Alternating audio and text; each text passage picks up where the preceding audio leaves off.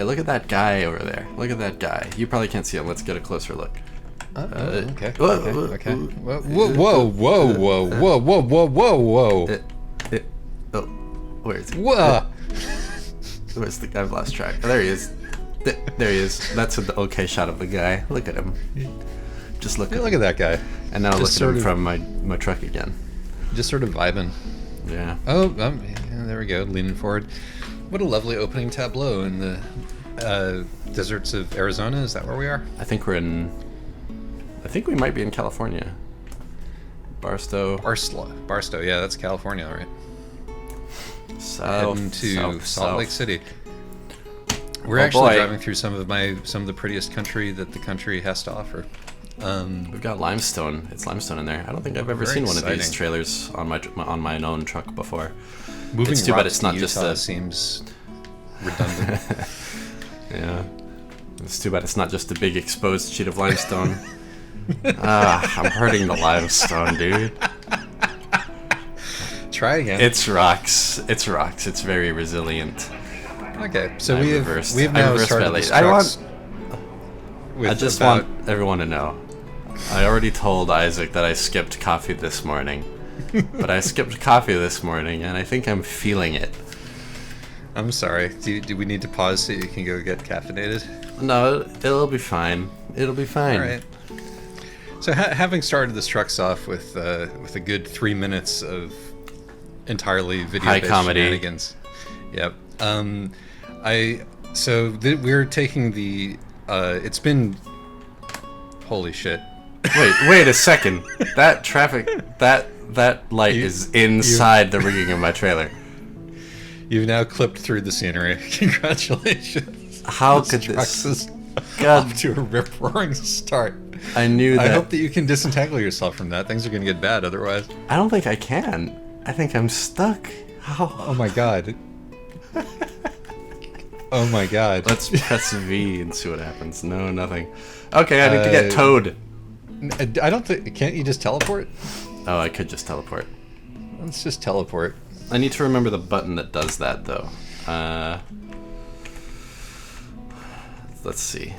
Okay, let's actually reduce the fly speed this time. Okay, so I'm going to press a bunch of buttons, and hopefully one of them will do it. Not that one.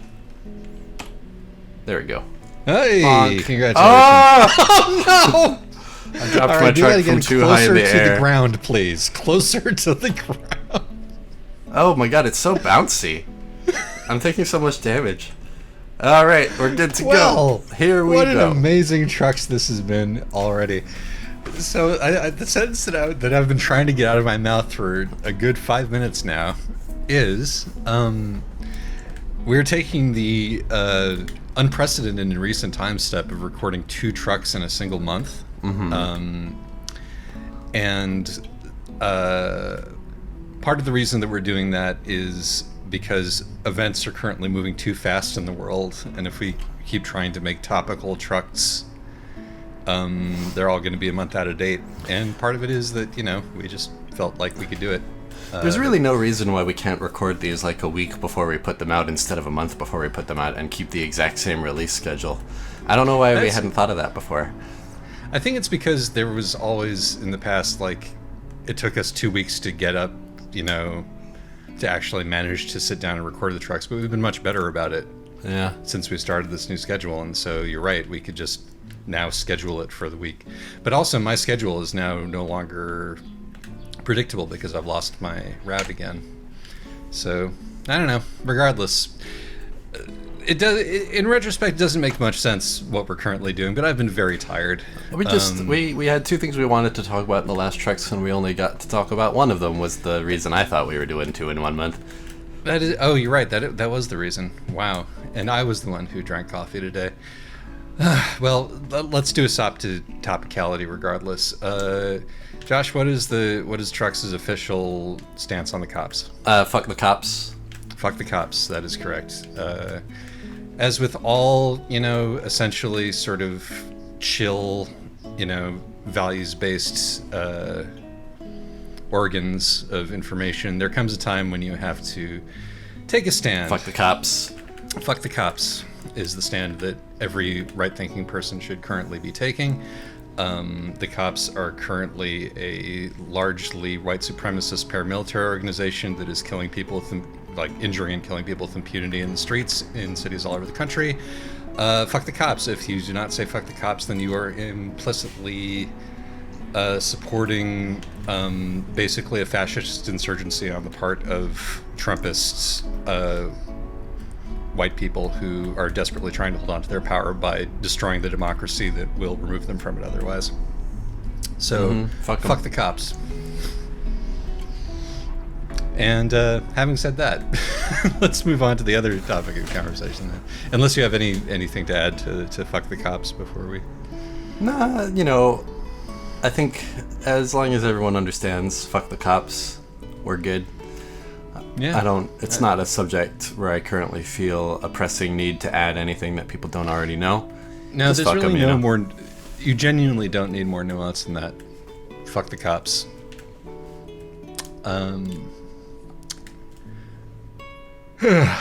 But what I want to talk about... So we've done brain trucks a couple of different times, but I had this experience this week where it was like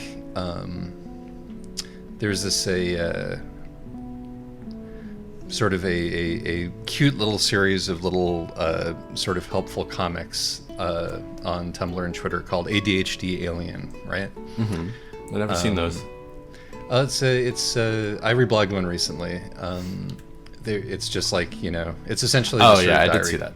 Yeah. Diary comics, cute little chibis with, helpful text. And this particular comic was basically just a series of relationship tips if you're dating somebody who has ADD.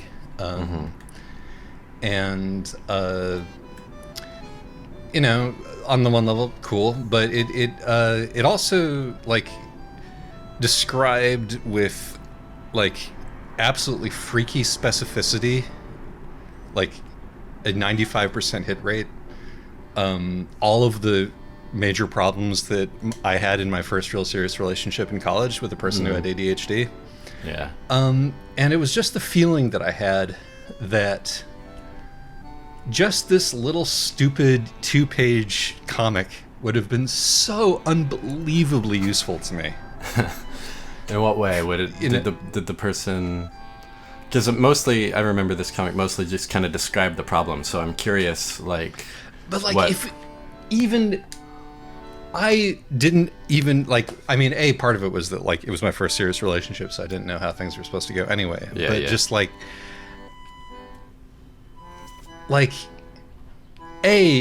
being able to understand that all of these things were part of a pattern, but also just being able to recognize, because they'd been sort of written down and cataloged,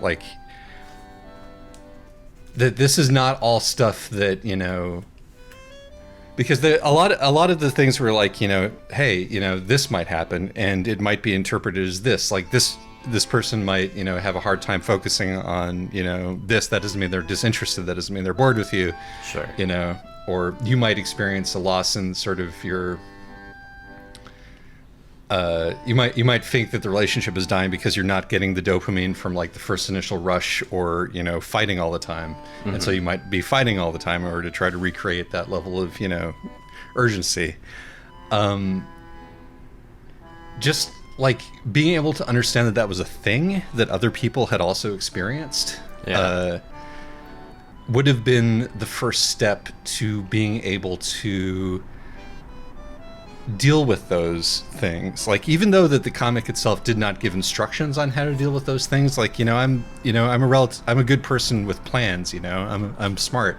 Sure. If I had understood what was happening, my partner and I could have come up with, strategies with which to deal with them. But because, they didn't know that they had ADHD and I didn't know, Hey, fuck you, cops. Fuck you.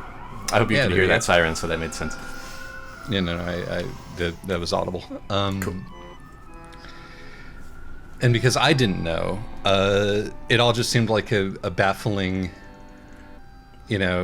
sort of array of difficulties that I was having with this particular person, which was, part of the baffling or different, sets of baffling arrays of difficulties that I had with anybody else who I, was trying to have a sort of intimate relationship of any kind with. The sort of the bewildering rapid fire of problems with getting along with other human beings was like noise to me for like a very, very long time.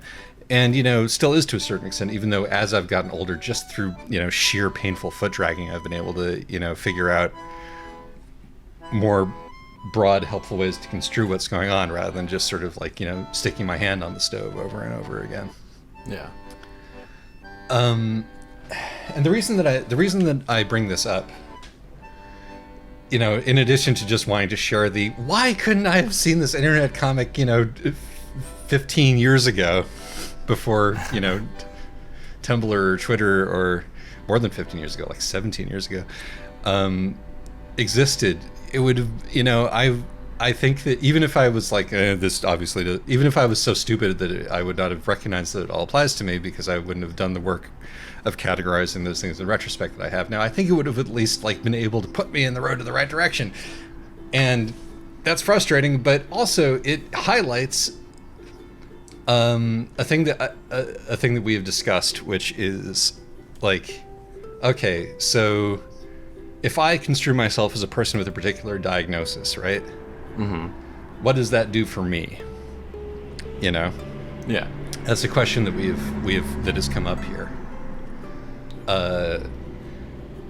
If there's no cure for whatever condition it is, like, and there's no test for whatever condition it is, which is true of like of all the sort of jumbled together mental conditions on the autism ADHD spectrum, which I'm choosing to construe as, I should point out that I'm choosing to construe that as one big spectrum here because autism and ADHD share a lot of symptomology.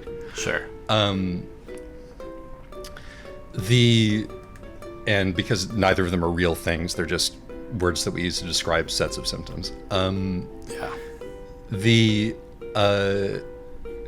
There's no, having said that, there's no pill that you can take, although with ADHD, obviously you can get on Ritalin, which helps with a lot of the symptoms, but doesn't, help everything. Mm-hmm. What does it do for me to think of myself as a person with a condition? What does it do? Well, in this particular instance, it would have pointed me in the direction of being able to think about things, about practical, specific ways to make my life easier in light of that. Mm-hmm. It opens up sort of an avenue. It opens up avenues of exploration, and it creates contexts frameworks in which to construe your own behavior. Yeah. And I think in a previous Trucks where we were talking about, well, do we actually ever really change or not? A thing that we decided was that while we may not change we decided that a prerequisite of change is figuring out new ways to think about yourself. Mm-hmm. That was a cute that was a longhorn sheep. Yeah. Yeah. We're driving through Vegas. Sorry? We're driving through Vegas. Oh, cool. The famous longhorn sheep highway so. statue of Las Vegas. I think that's what they're known for. Without new ways to think about yourself and without new ways to think about your own behavior, what at the time seemed like just sort of a multivalent, chaotic source of problems and dissatisfactions can become instead a set of symptomatic behaviors which you can then address within those contexts. True, very true. So it's a tool for thinking, right? And I think that one of the reasons that I like to, God, there's critters everywhere here. One of the reasons that I'm thinking about this is that,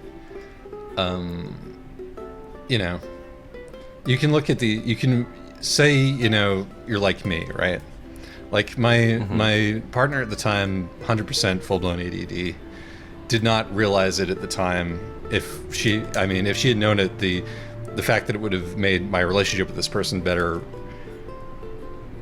would have been like, nice, but the much more pressing thing that it would have helped her with would have been, getting through school in a way that was less painful, because she would have had access to medication, which would have made, her classes easier to complete for her. But for me, I am not full blown anything, Sure. and this is a thing that I except think that for a full blown stud. Josh, that's very sweet, but you know that's also not true. I am, in fact, can be seen as attractive in certain lights. I'm not a full blown hot guy. I said stud, to be fair. The studliness is a matter of attitude. Well, why? Thank you. I'd like to think that I have the confidence of my position, but as I think I mentioned on Trucks, derail you there. That's fine. I enjoyed it. As I think I mentioned on Trucks before, like I went to before I got this job and I was having a prolonged depressive episode. I went to participate in a depression drug research trial, and before they could get you into the trial, you had to complete this series of interviews where they would and then they would score how depressed are you on this sheet, and it was like from on a scale of 0 to 60. And the cutoff was like, if you score 40 or higher, you have major depressive disorder and qualify for this test. And I scored 39, and therefore was not eligible for the study. Should have fudged one of those answers a little bit. Well, exactly. I should have added a suicide attempt in there, and that would have put it over the edge. But I've never done one. Probably added a bunch of points. Yeah. What do you think? How many of your answers do you remember? Thinking about killing yourself a lot wasn't enough. You have to actually. Is there an answer that you could have answered equally truthfully, but with just the emphasis placed a little bit differently, that would have probably given you one extra point that you can recall? Oh yeah, no. I mean, the whole thing is super subjective, right? Yeah. If I had come in there with the intent of trying to describe all the things that I experienced in the most negative possible light, I would probably have gotten into the study, but I was not thinking about gaming it at the time, because part of the reason that I was there was to try to figure out what my deal was, and that's my point. Because I'm I have depression, but I don't have crippling depression. So I've managed to live my life anyway. And in the same way, I'm somewhere on the autism spectrum, but I'm not. I'm what used to be called, and thankfully this turn of phrase is not doesn't really have the currency that it once did. I am high functioning in quotes, and so I'm curious if you don't mind sharing what experiences you've had that tell you that you're somewhere on the autism spectrum. Well, I mean that's sort of what I wanted to talk about right now. Not to get you to. Okay, go ahead.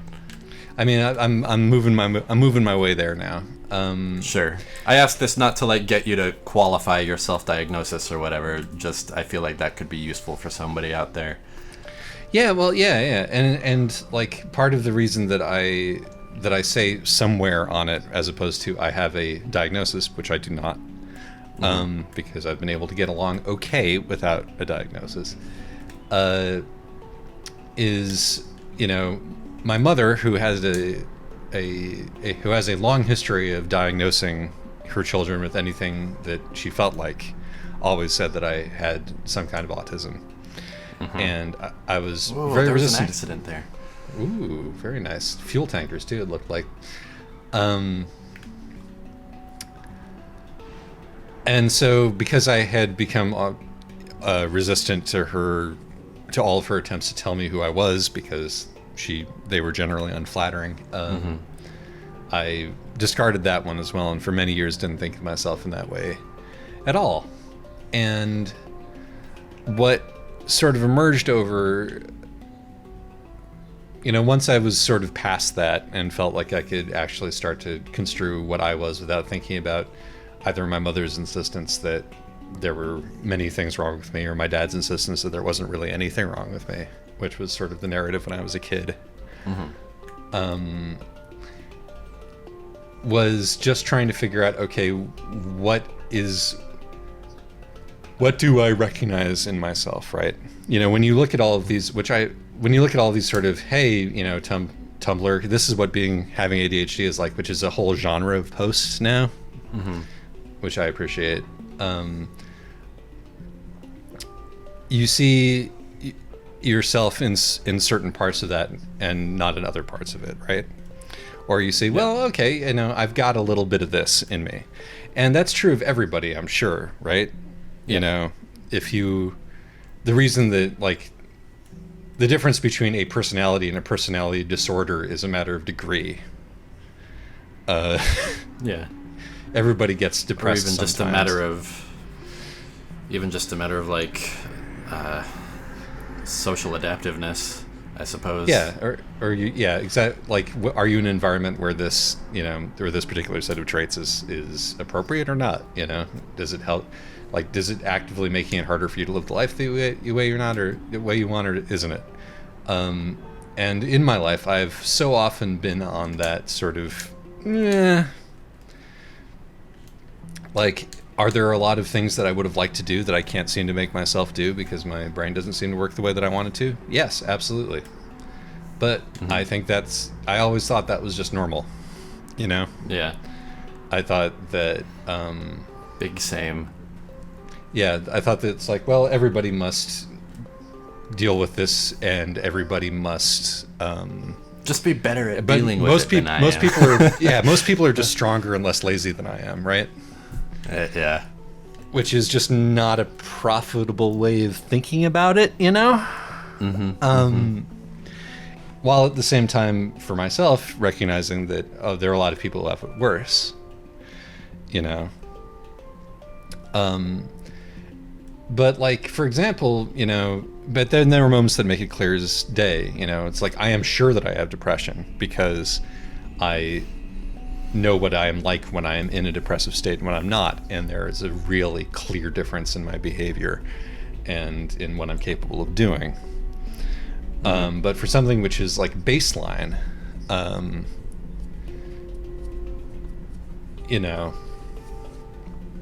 like, I've lived a life that's sort of,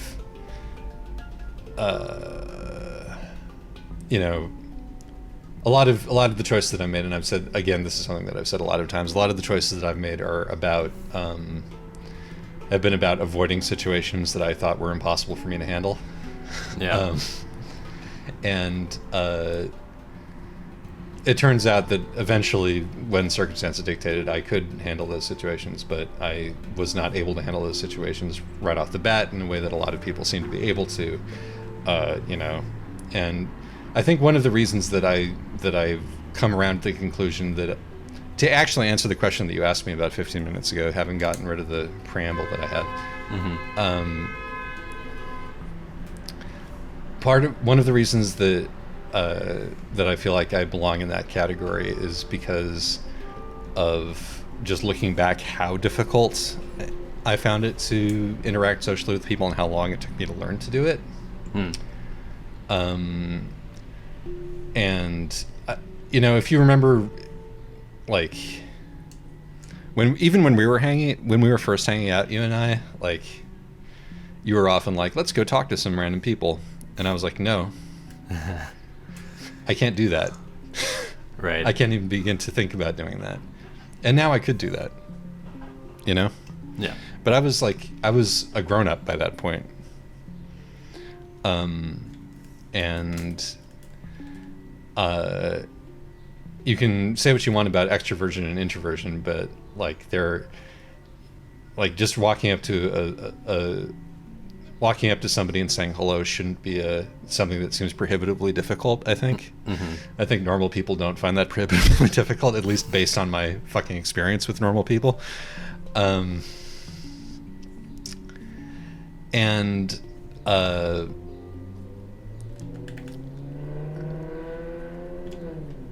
It's actually a thing that this job has been really good for me about, now that I think about it, is because, people expect the mailman to say hello, and so I get practice saying hello to random strangers every day. Yeah. Which has actually, I think, made it easier for me in other circumstances as well. But so part of that is that part of it is like just thinking about what that sort of journey has been for me, and part of it has also just been noticing which communities I gravitate towards and which people I find the easiest to get along with and the most interesting. And I like there's a big tranche of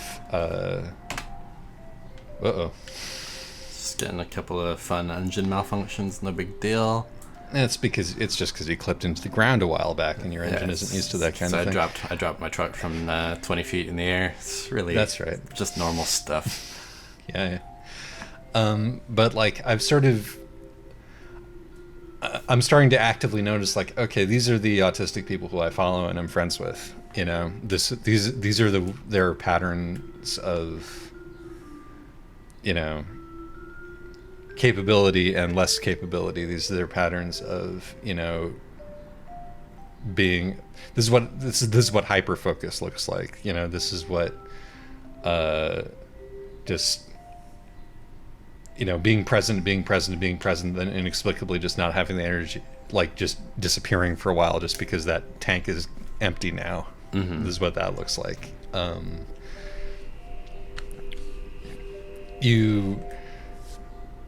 Once you start to like know enough people and to talk to enough people to be able to recognize common threads, then you can see those threads in yourself. Which is why all those, and I guess one of the reasons that I mention this is because I think that those funny, like, hey, ADHD people, you ever notice when this happens, posts that you see on Tumblr, or I think are like an incredible service. Yeah. Just because, like, it can take so long to figure this stuff out in a vacuum. Particularly if you are of a persuasion wherein, like, seeking out communities of like-minded people is not a natural thing for you to do, because seeking out communities with any kind of people is not a natural thing for you to do, and that's very much been me. Finding myself in the, like, as sort of integral part of this little community that we've put together. This is a new experience for me in my 30s. Mm-hmm. Which is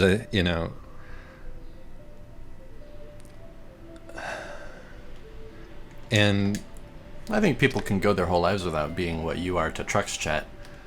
Oh yeah. No, I'm not saying that you have to become a stud, but like I wasn't saying. I mean, it's not like what I am to Trucks Chat. It's like being part of any online group. Yeah. Being part of any, like, any real, sort of community of people that was more like, 4 or 5 people, Yeah. It took me a while. Feeling comfortable identifying as being part of anything took me a while. And one of the reasons why that is a symptom of the ADHD autism thing that I think is less talked about is is difficulty in construing yourself as a individual. Interesting. How do you mean? Failure, like disassociation. But not just like episodes of genuine dissociation, but we all, as we've discussed on Trucks before, are sort of a accumulation of different voices and impulses and ideas. Yeah. And I think it is harder for those with God, what the fuck? I can never remember the word for the thing that you don't have if you have ADD. For those for whom the pilot is not as strong, the organizing principle that gets all that shit pointing in the same direction is not as strong. You're talking about executive function? that is exactly the phrase that I can never remember, is executive function. For those who have difficulty with executive function, the ability to know who you are, it is more difficult to know who you are because it is more difficult to knit the disparate voices and impulses that every individual has within him under the hat of a single entity. Because that's one of the things that executive function does for you. Yeah, that's interesting. I never thought of it that way before.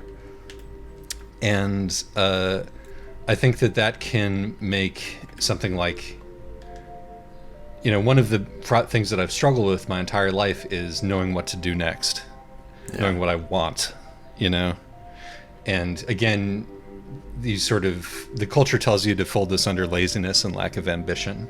Right. But in reality, it's more like, well, I have a hard time knowing what I want to do because I have a hard time knowing what I am. I have a hard time knowing which of my various impulses to listen to. I don't trust myself. And, I tried going with whatever impulse shouted the loudest for a while, and that didn't work for me. So I'm also skittish about uncritically following my star, if you see what I mean. Sure. And and once again, I mean, one of these things all become easier to deal with just brute time and learning and repetition. But I think if that had been explained to me in those terms 10 years ago, it would probably have been a help. Well, I hope it's a help to someone out there. And I mean, that's why I shared that comic, even though like the particular moment in my life where that comic would have been useful to me is long past. Like, I'm glad that the internet exists in the way that it does, where people with these who struggle with these things can communicate with each other directly and share hot tips for dealing with uncooperative brains. But yeah, but also like I just want to share, like I want to share my experience in the hopes that it'll be helpful to other people, and part of that is actually accepting, this is part of my identity, and if that's not helpful for my own sake, because again, I'm not entirely certain what my own sake entails, I'm much better at doing something which might be helpful for somebody else, Yeah. Or like thinking that that's important. Whoa, that looks so fucking fun. Oh man, you want to go to a water park? Yeah, in Salt Lake City? Maybe. I want to go to a Mormon water park? Want to go to a pandemic-riddled water park? Yeah. The fun you have may be your last. Well, go ahead. I've been talking a lot, and I think I've sort of managed to squeeze out most of what I wanted to talk about and didn't get to in the last trucks. All I was going to say was that was a pretty good yarn, and thanks for sharing it. I don't have much to contribute on this subject, I suppose, besides kind of nudging you along. What you say about executive function being helpful in forming an identity was interesting to me. I'm going to have to chew on that one, because I was kind of ruminating on this the other day, like... It does feel like the way I've kind of framed it in my head is like it's hard for me to cohere a sense of my self-identity because there isn't a lot of like action for me to form it around, right? And they say that self-love ought to come from something other than like a sense of pride in your accomplishments or whatever. But there has still been this like this feeling of, well, then what? What is it? What is there? I don't know. I've got like all I've got is this like vague sort of assemblage of almost thoughts, and I guess I could love that in a way, but I don't. I guess that what I would question there is the causative relationship. It's like, okay, I don't have a good sense of myself because I haven't, because I don't seem to have done a lot of things. or maybe I haven't done a lot of things because I don't have a, real, I don't have a central drive and ambition, which would have caused me to do a lot of things, which folds back into the haziness of the identity. I don't know, though. I feel like I can identify drives and ambitions within myself, just about which nothing much has been done, Right. So, but I guess what I'm positing is that these two things are both symptomatic of sort of the same condition, rather than, because like you're, nothing has happened is not a, changing of one's external circumstances can help things to happen. They can force you into doing things, which we've discussed on previous trucks. But that's not the source, because, there are plenty of people who just... really beautiful right there. I told you, man, this is one of the prettiest parts of the whole country. This has been a particularly scenic episode of Trucks. Yeah, this route, one day I'll get to, go out and drive across the country again, and I'm hitting this particular route up. I haven't been to this part of the country since I was in my 20s, and there was one particularly beautiful road trip that I took when I was at the height of my manly powers. I have to say, I was very attractive then.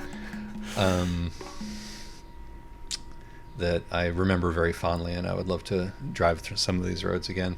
It was one of those trips where I took a huge number of... everything was so beautiful that I just took picture after picture after picture with my shitty little camera, and then went back and looked at it, and it's like, oh, there's some out of focus mesas a long distance away, but it sure was majestic at the time. I think you're in the middle of a thought, though, about forging one's identity or finding self-love or something along those lines. I think I just want to drop that idea in there, that like I think that the connection between executive function and identity might be a useful one to chew on, just because it might problematize the sort of, I can't seem to get anything done, therefore I don't have any ambition, therefore, I don't know who I am, therefore I can't, sort of circle. If there is any place in that sort of circle where if you put your foot in it, you do eventually hit something solid, and you can push it off of it. Yeah, maybe. That's got to be useful. And I say this knowing, like, I don't know if you ever felt this, but like during periods of like depression for me, or periods where things Avalanche Steel. They're gonna open the gate for me, hopefully. It's my favorite romance novel author. During periods of depression for me, just like the very concept of something maybe working, like made me physically sick. Huh. Like if somebody told me, hey, why don't you try to do this, and that might help, I immediately got very reactive and defensive, and it was almost like, it almost made me feel, oh wow, that's the easiest parking job I've ever seen. It almost made me feel like, not quite. Oh god. There we go. It made me. It generated like physical symptomology in me, in my gut. Like it was just so unwelcome to hear that. Yeah. Sometimes I feel that too, in part because the things that are suggested to be helpful are often like so clearly from people who've never experienced it, like maybe you should go for walks more often. Maybe you should just get organized. Well, I mean, don't knock walking, but yeah. Walking is good, but I don't think I don't think it's the cure. It doesn't help. But yeah, no. So what I'm trying to offer is not courses of action here, but ways of thinking. Mm-hmm. Different ways of organizing the data, because if you change the way the data is organized, it might suggest something that comes out of you that might be helpful, because you're the only one who can really, as with the ADD comic, people can lay out the problems in a way that makes it easier to think about solutions, but they can't really solve them for you, Right. Yeah. And that's trucks. That's trucks. I wanted to fly away from the truck and get a load of that view, but I forgot to. So here we are in the garage. We will have to revisit this part of Utah in trucks once again. Yeah, or like that road trip that I took with Amanda and Gabe back in the day. Beautiful childhood days. I mean, childhood, I was in my early 20s. You know what I'm talking about. All right. Yeah. Enough trucks. Thanks, everybody. Bye-bye. Bye-bye.